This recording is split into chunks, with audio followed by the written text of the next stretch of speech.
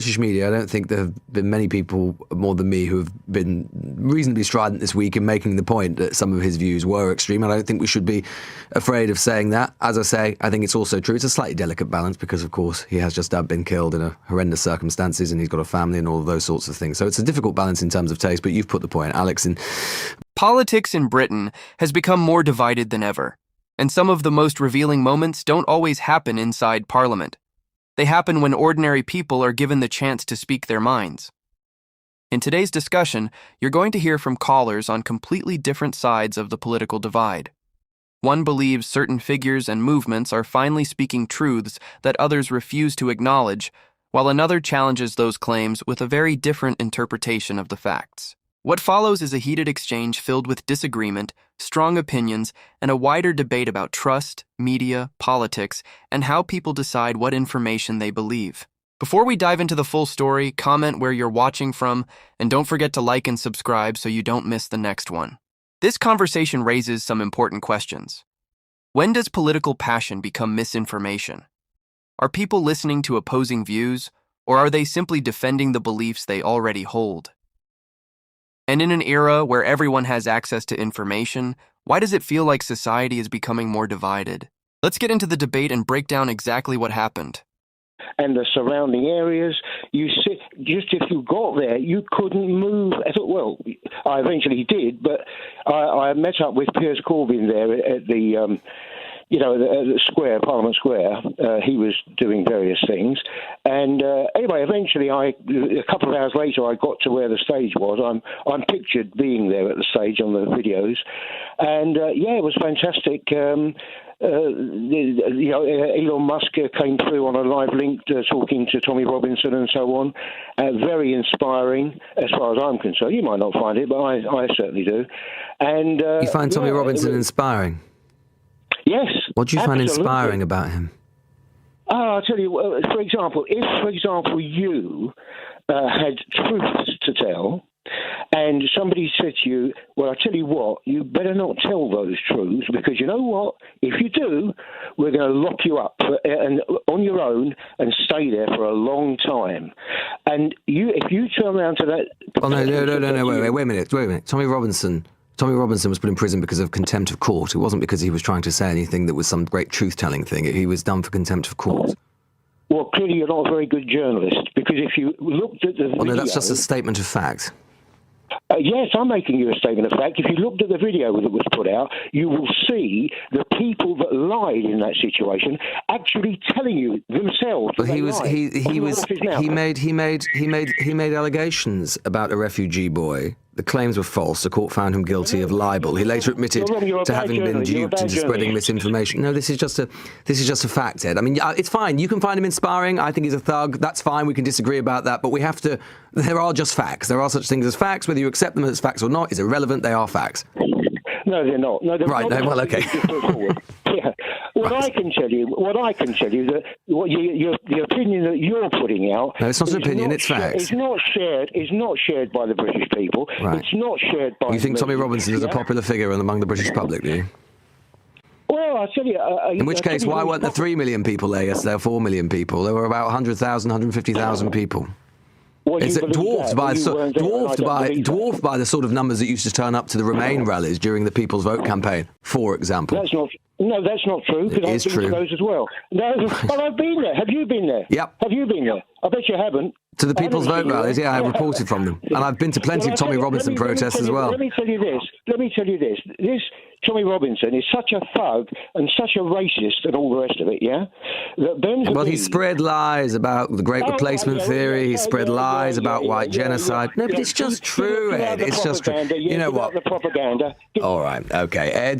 Ed, like I say, you can find whatever thug you want inspiring. I'm not bothered, but I am bothered about the fact that you won't accept facts when they're put to you. The audience will, and that's fine for both of us. So as my introduction, I'm going to set out by saying that what we're seeing in the UK is a reflection of what's happened in the US, which has been predicated by Nigel Farage and Tommy Robinson, which is essentially that they're copying Donald Trump's tactic, which I don't call, but it's a theory. It's stochastic terrorism. To explain that to people that don't know, essentially it's influential figures demonizing individual groups, and they do this by inseminating a lot of ideas throughout mass media, through campaigns, through promotion. This was a lot of Charlie Kirk's work, so a lot of the rhetoric going on right now about what he did was about giving fair college debates with students, which wasn't necessarily true. He was a media-trained person that was very good at grifting. Well, to be fair, Alex, I mean, to be fair, I mean, and you know, I'm no fan of. I mean, I've said all week. I mean, and some people don't like this, but it is true. You know, Kirk had very extreme positions on all manner of things. I think it's also fair to say, if you can also credibly say that he was someone who clearly believed deeply in what he believed, and he went out proselytizing what he believed, often in quite hostile environments, which has to be to his credit. Sure. I mean, you can make that argument. However, a lot of his views are being obscured because... I would agree with that, but he has just died. So I suppose, in a way, it's a difficult thing in terms of taste. Even if he has just died, we do have to bear in mind that he did cause a lot of harm to people when he was using political sway to push policies through, because he was a white supremacist, he was a neo-Nazi, he absolutely did. Look, a lot of his... He compared I'm not sure people, he was a neo-Nazi. I'm not sure he was a white supremacist. Lower intelligence and using them as DEIs. He compared them prowling the night hunting for white people. He had very. Just if I could just explain, because these things are not being announced. He spoke about whipping people over the Mexican border and even using lethal force. He called trans people an abomination of God. Alex, no one, I think in the British media, I don't think there have been many people more than me who have been reasonably strident this week in making the point that some of his views were extreme. And I don't think we should be afraid of saying that. As I say, I think it's also true. It's a slightly delicate balance because, of course, he has just been killed in a horrendous circumstances and he's got a family and all of those sorts of things. So it's a difficult balance in terms of taste, but you've put the point, Alex. The first conversation I want to focus on is the exchange with Ed from Hounslow, because it perfectly captures one of the biggest problems in modern political debate: the battle between personal belief and established facts. Ed begins by describing Tommy Robinson as an inspiring figure, presenting him as someone who has been punished simply for speaking uncomfortable truths. It's a familiar argument often made by supporters of controversial figures: the idea that criticism, legal consequences, or public backlash are proof that someone is being silenced. But Lewis immediately challenges that narrative and points out the actual reason Robinson faced legal consequences. He argues that it was not because Robinson was being punished for exposing some hidden truth, but because of a court matter involving claims that were found to be false. That distinction is important because political debates often become distorted when facts are replaced with emotional narratives. However, instead of engaging with the point being made, Ed dismisses Lewis as a bad journalist. And this is where the conversation becomes much bigger than just one caller or one political figure. Because across politics today, we often see people become so attached to a particular viewpoint that any challenge feels like an attack rather than an opportunity to examine the facts. Instead of asking whether information is accurate, the focus shifts to defending the person or movement they support. Ed then argues that Tommy Robinson represents the views of the British people.